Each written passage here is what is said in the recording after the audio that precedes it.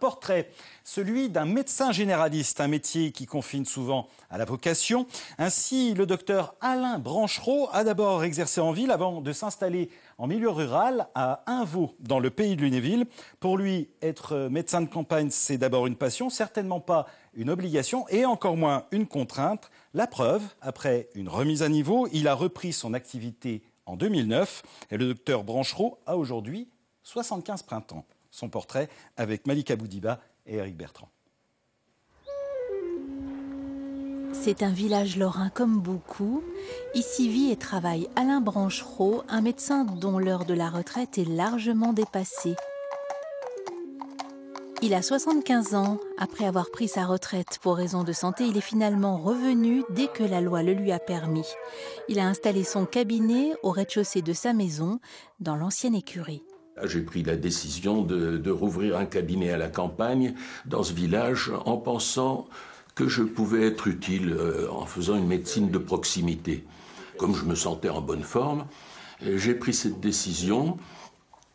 Et puis aussi par amour de mon métier. Parce que plusieurs fois, depuis qu'on habitait là, j'avais entendu dire, j'avais su que des gens d'Invaux ou de villages voisins avaient eu des problèmes, un infarctus, colique néphrétique, des choses pour lesquelles j'aurais pu intervenir très vite s'ils avaient su que j'étais là ou s'ils m'avaient identifié comme médecin pouvant intervenir. Voilà. Le docteur Branchereau vit avec son temps, il est en lien avec certains de ses patients par SMS, il est même sur les réseaux sociaux.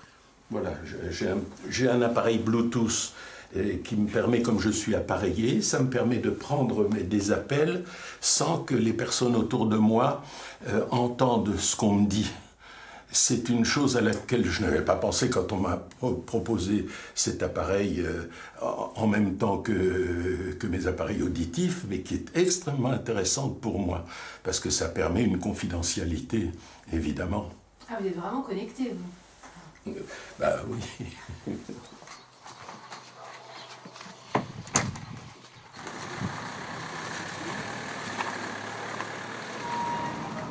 Ces patients se trouvent dans un rayon de 10 km autour du village. Il les connaît bien, il a même vu arriver de nouvelles familles.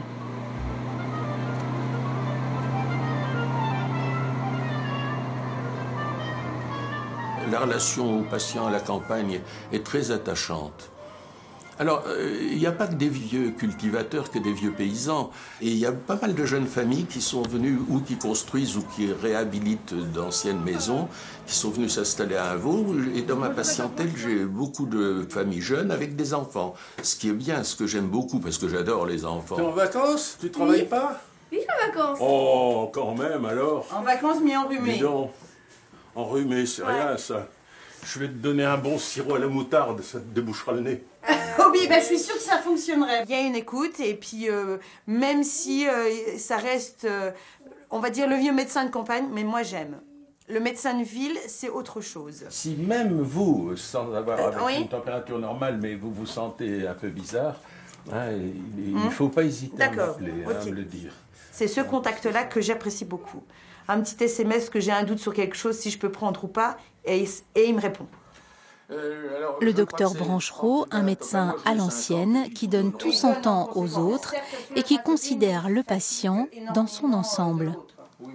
Le fait de faire beaucoup de visites, hein, le fait d'entrer dans une famille, on voit comment elle vit, cette famille. C'est très important, hein, c'est un élément très important.